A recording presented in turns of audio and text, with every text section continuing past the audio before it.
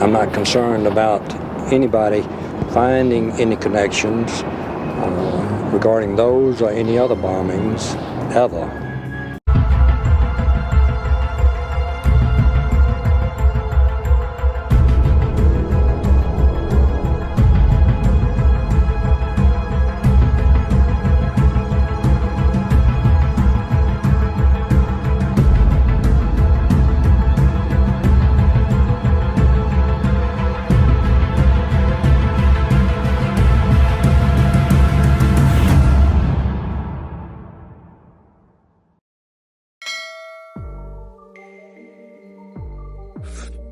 DC, the voice, Alabama Prison Profiles. What's going on with y'all, man? Make sure y'all like, sub, share, comment on the video, donate to the channel if you feeling generous in that Cash App or PayPal, man. Hey, shout out the couple members I got, man. They're still riding in the membership, man. Shout out to y'all, man. Appreciate y'all. Pitbull wanted me to let y'all know he appreciates all the kind words and shit like that, but he rather gets the kind that fold or jingle or this digital. You dig what I'm saying? So bruh told me to say that, you feel? I mean, I had to make a damn account myself.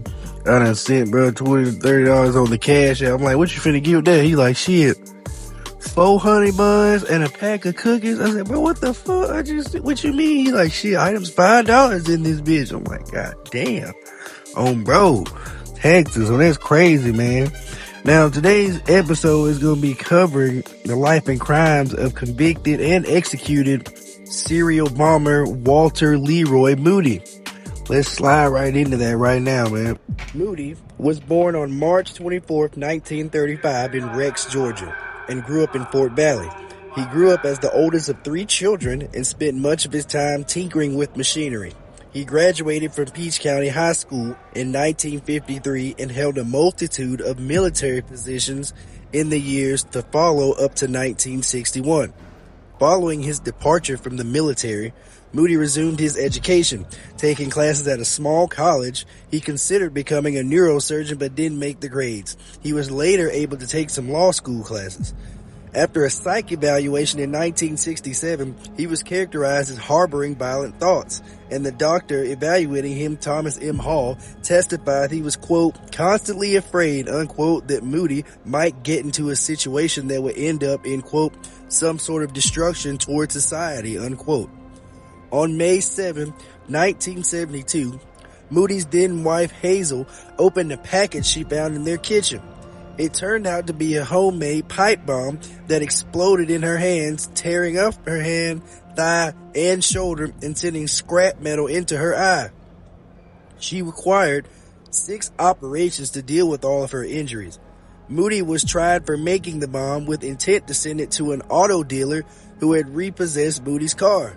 Shit, the Lord's work. What you talking about?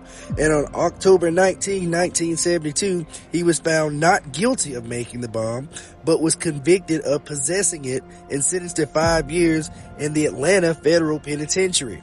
Moody and his wife divorced shortly after this conviction. The bombing murder of the judge. On December 16, 1989, federal judge Robert Vance was assassinated at his home in prestigious Mountain Brook, Alabama, when he opened a package containing a makeshift pipe bomb. Vance died instantly, and his wife Helen was seriously injured. After an extensive investigation, Moody and his second wife Susan McBride were arrested on July 13, 1990. McBride was released on $250K bail within a week and later testified against Moody pursuant to an immunity agreement. Moody was charged with the unalivings of Judge Vance and Robert E. Robinson, a black civil rights attorney based in Savannah, Georgia, who was killed in a separate explosion at his office 2 days later on Monday, December 18, 1989. Moody was also charged with mailing bombs that were diffused at the 11th Circuit Court's headquarters in Atlanta and at the Jacksonville, Florida office of Willie Dennis of the NAACP. Louis J. Free, who prosecuted the federal case at Robert Mueller's behest, said the bombings at the offices of both Robinson and the NAACP were meant to deflect attention away from him. Moody's killing of Vance and his attempted bombing of the 11th Circuit were motivated by the court's refusal to expunge Moody's conviction for the 1972 explosion in his home, despite the fact Vance was neither on the panel that made the decision nor was responsible for its decision. Senate/execution. After an order was entered directing the recusal of all circuit and district judges within the 11th Circuit, Moody's trial for murder and related crimes was presided over by Judge Edward Devitt of the District of Minnesota. After a successful prosecution by Special Prosecutors Louis Freeh and Howard Shapiro, Moody was convicted on all counts. He was sentenced to 7 federal life terms. An Alabama state court jury later convicted Moody of Judge Vance's murder. Moody was sentenced to death by electrocution in 1997. He would remain on death row at Holman Correctional Facility near Atmore, Alabama from February 13, 1997. Moody was alleged to have attempted to run a Ponzi scheme from death row sometime around 2015. According to an anonymous elderly Florida woman who claimed to have received a letter with the Holman Correctional Facility return address from Moody, she said she received a 4-page handwritten letter from convicted pipe bomber Walter Leroy Moody asking her to join his startup internet business.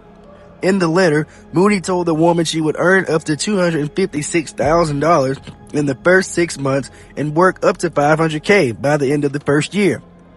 On February 23, 2018, an execution date for Moody was set for April 19, 2018.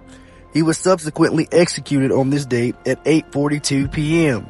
Aged 83 years old and 26 days at execution, he was the oldest inmate executed in the United States in the post-Furman era, surpassing the previous record set by the execution of John B. Nixon Sr., who was executed in Mississippi in December of 2005 at the age of 77 years, 8 months, and 13 days. He declined to make a final statement, and his last meal consisted of Philly cheesesteaks, Dr. Pepper, and M&Ms. Additional side notes on this case was featured in the episode of Deadly Delivery of Forensic Files, which is where I got this reenactment footage, which first aired on October 29, 1998. It was also featured in an episode, Living in Terror, of The New Detective. And there y'all have it, man. Y'all let me know what y'all think about this in the comment section. Boy, them people be bold, ain't it, bro? I ain't worried about nothing. Y'all ain't gonna find Nathaniel. You feel me? They done cook, bro. He said he done blew the wife up, bro. A little pyro something, you know what I'm saying? Digging into these old cases, man. Just trying to, you know what I'm saying, keep bringing y'all some content, educating y'all on some of the more famous prisoners within and former of the Alabama Department of Corrections. Wife sold him out, then he had her in there going to get this shit. Go on in there and goddamn woo up, you know what I'm saying? She said, shit, you done killed the judge, baby. I need this immunity. Spousal privilege wasn't even going to apply. Yeah, you talking about on my grandma. But yeah, man, y'all let me know what y'all think about this in the comment section, man. Like, share, sub, donate to the motherfucking platform if you feeling generous, man. DC The Voice, Alabama Prisoner Profiles. Out the